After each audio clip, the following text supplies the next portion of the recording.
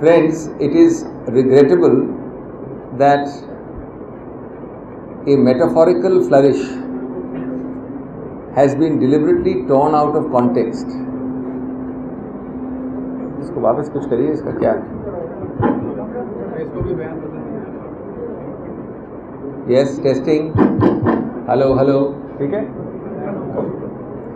It is regrettable that a pure metaphorical flourish has been deliberately torn out of context, distorted. In fact, if you see the whole statement, Shri Rahul Gandhi is clearly saying and meaning the opposite of what is attributed to him.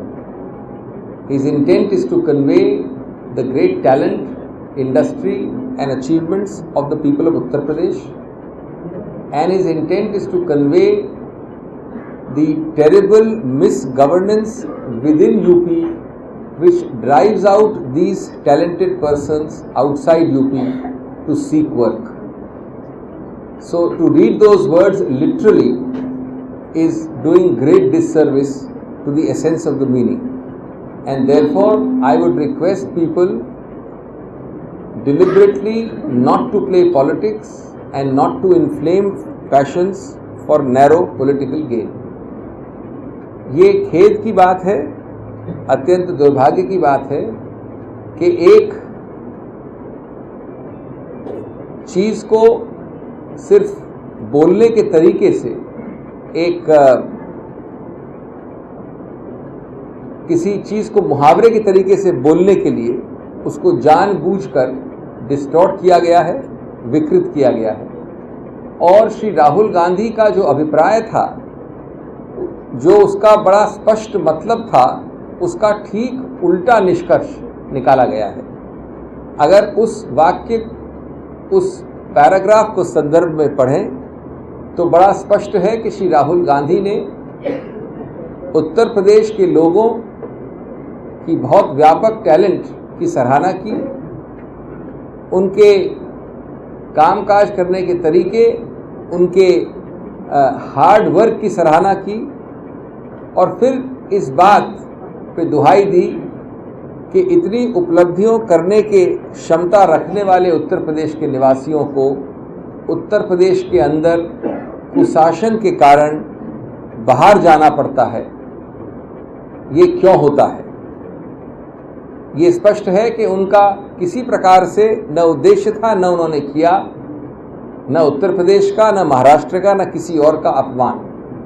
वो तो इस बात की दुहाई दे रहे थे कि जहाँ इतना टैलेंट हो, उनको आवश्यकता क्यों होनी चाहिए बाहर जाके काम ढूंढने की। इसलिए मैं विनम्रतापूर्वक ये कहूँगा कि जो लोग इस पर सस्ती राजनीति खेलने का प्रयत्न कर रहे हैं वो न करें, और किसी चीज़ को आउट ऑफ कॉन्टेक्स्ट लेके बिना मतलब उसके ऊपर एक उत्तेजनापूर्ण वातावरण बनाने का प्रयत्न न करें। अदर पार्ट इज दैट, हाँ, well I think Azam Khan ने कहा है कि जो जिन्होंने हमला किया उनको हम पुरस्कृत करेंगे, उनको नेता बनाते हैं, जिन्होंने जो झंडे दिखाए पुरस्कृत करेंगे। I am not going to say anything on this because in case it is a legal process, let the process work itself out. Whatever clear defense the people concerned have to put up, they will put up. It is but obvious that in a highly surcharged atmosphere, there was a deliberate act of provocation by certain people in a atmosphere also of high security. Certainly what was done was not intended to be a kind of a license for violence, but I have no doubt that proper defense will be set up, and I don't want to prejudge that or pre-comment on that. ये कानूनी प्रक्रिया अगर शुरू हुई है तो इसको कानूनी रूप से उस प्रक्रिया के अनुसार उसका जवाब, उसका डिफेंस जाने दीजिए। हम इस पर टिप्पणी नहीं करना चाहते। ये पहले भी कहा गया है कि उस वक्त एक वातावरण को जानबूझकर कुछ व्यक्तियों ने उत्तेजनापूर्ण बनाने का प्रयत्न किया, और विशेष रूप से जब वहाँ सुरक्षा का एक स्पेशल माहौल था, क्योंकि वहाँ एसपीजी प्रोटेक्टीज थे, या आने वाले थे, तो मैं समझता हूँ उस संदर्भ में ये बात हुई है। ये समझना कि किसी ने कोई लाइसेंस दिया है हिंसा का, ये गलत होगा। लेकिन ये जो भी डिफेंस है, जो भी वक्तव्य है, ये उस कानूनी प्रक्रिया में शामिल होने दिया जाए। Is the Congress party clearly in favor of the proposed 4 states, 4 new states to be carved out of Uttar Pradesh? And what will be your roadmap? Will SRC be your roadmap, which your government has not been able to set up since 2004? We have already answered this. No further comment is necessary. You must, as you have already, note 2 points which I am merely reiterating. Point number 1, political gimmickry is not the answer to real policy making or to real decision making. Number 2, we all understand why suddenly, after 4 years of inaugurating monuments, in the 4.5-year past mark, this issue is suddenly remembered by the Chief Minister UP, whether it is out of frustration or apprehension at the great success of Shri Rahul Gandhi's program, we don't know. Third and most important, the Congress has never believed in playing politics on significant issues of national importance. There is an established process for such matters, and that process alone can be followed. बोल दिया मैंने, सब उसी में आ गया। मैं बोल हिंदी में बोला, एक हमने आपके समक्ष इसके ऊपर कांग्रेस का स्टैंड पहले ही प्रस्तुत कर दिया है, सिर्फ उसको मैं दोहरा रहा हूँ। 3 पहलू आपने नोट किए होंगे।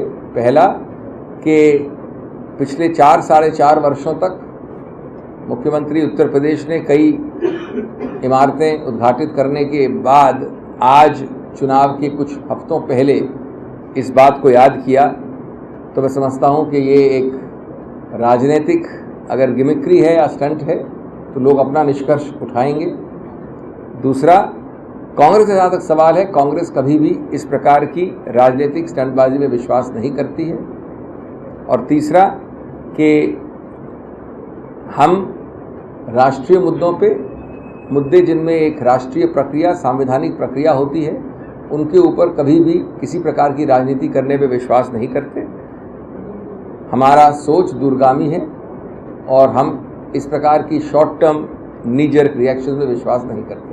अभिषेक जी वहाँ लेकिन जो मारपीट हुई सबने देखा है, कई मंत्री मारते हुए दिखे हैं। मैंने खत्म कर दी, 3 पॉइंट खत्म है। किसी और विषय पूछना तो पूछिए।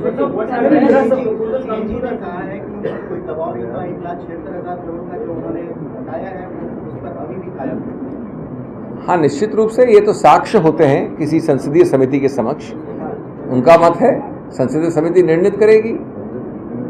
उनके मत के ऊपर उनकी क्रॉस एग्जामिनेशन हुआ है। उनके पहले व्यक्ति जो आए, उन्होंने जो कहा है वो भी आपके समक्ष है। तो अगर कोई विरोधाभास है तो पीएससी इसको देखेगी।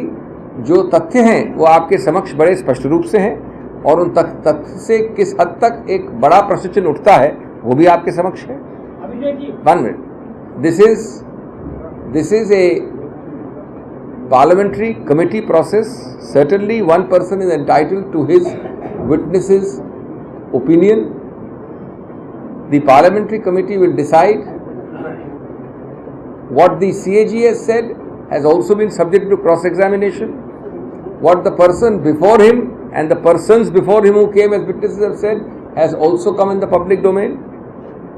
The contradictions and the paradoxes between the different statements has come in the public domain and is clear before all of you, and the degree to which a question mark is raised thereto is also clear. So let all this be decided by the parliamentary committee. Sir, कैसर vote में 5 आरोपियों को एक आप Lokpal committee के जो लोकपाल के करानी है, उसमें प्रधानमंत्री को इसके दायरे में लाया जाए या नहीं, इसको लेकर अलग अलग राय आ रही है। तो क्या एक महत्वपूर्ण राय नहीं बन पाई है महत्वपूर्ण कमेटी में? क्या आप निष्कर्ष को सही मानते हैं कि एक निष्कर्ष पर नहीं बन पाई कमेटी? आपने अच्छा प्रयत्न किया है, लेकिन गोपनीय विषयों पे, गोपनीय बातचीत पे आप टिप्पणी चाहते हैं समिति के अध्यक्ष द्वारा। मैं आपको एक चीज़ से आश्वस्त कर दूं कि लगभग 10-12 अहम मुद्दों पे पूरा व्यापक विचार विमर्श हुआ है। उन मुद्दों पे बहुत हद तक एक सहमति बनी है। वो क्या मुद्दे हैं और उनकी क्या सहमति है वो मैं बताने के लिए आपके सामने नहीं हूँ, वो गोपनीय हैं। मैं समझता हूँ निकट भविष्य में आपको सभी उन मुद्दों पे अवगत कराया जाएगा। प्रधानमंत्री का विषय भी एक महत्वपूर्ण मुद्दा है और मैं आपको आश्वासन देना चाहता हूँ कि अभी समिति की मीटिंग्स चल रही हैं, अगले हफ्ते और मीटिंग्स हैं, तो विचार विमर्श चलता रहेगा। मैंने आपको कई बार बोला कि समय सीमा बांधना या पूछना किसी संसदीय समिति के विषय में असंवैधानिक है, अनुपयुक्त है और मैंने आज तक कभी कोई समय सीमा नहीं बांधी। लेकिन साथ साथ मैंने हमेशा कहा है कि इस समिति का काम, उसकी गति, उसकी दिशा बहुत अच्छी है, सराहनीय है और मेरा पूरा आशा और विश्वास है कि निकट भविष्य में हम अपने निष्कर्ष पे पहुंचेंगे। लोकपाल में सीबीआई को भी लाने की बात चल रही है, अगर सीबीआई को उसके दायरे में लाया जाता है तो क्या नफा नुकसान होगा? इसी के लिए तो आपको इंतजार करना है। क्या हम कहने वाले हैं, किस प्रकार से लाने वाले हैं, किस प्रकार से नहीं लाने वाले हैं, आपको क्या मालूम अभी? सीबीआई को लाया जाएगा। आप आश्वस्त रहें कि जो एक त्रिकोण है, अत्यंत महत्वपूर्ण त्रिकोण, जिसके विषय में आपसी समन्वय और आपसी संतुलन अति आवश्यक है, वो त्रिकोण है लोकपाल का, सीवीसी का और सीबीआई का।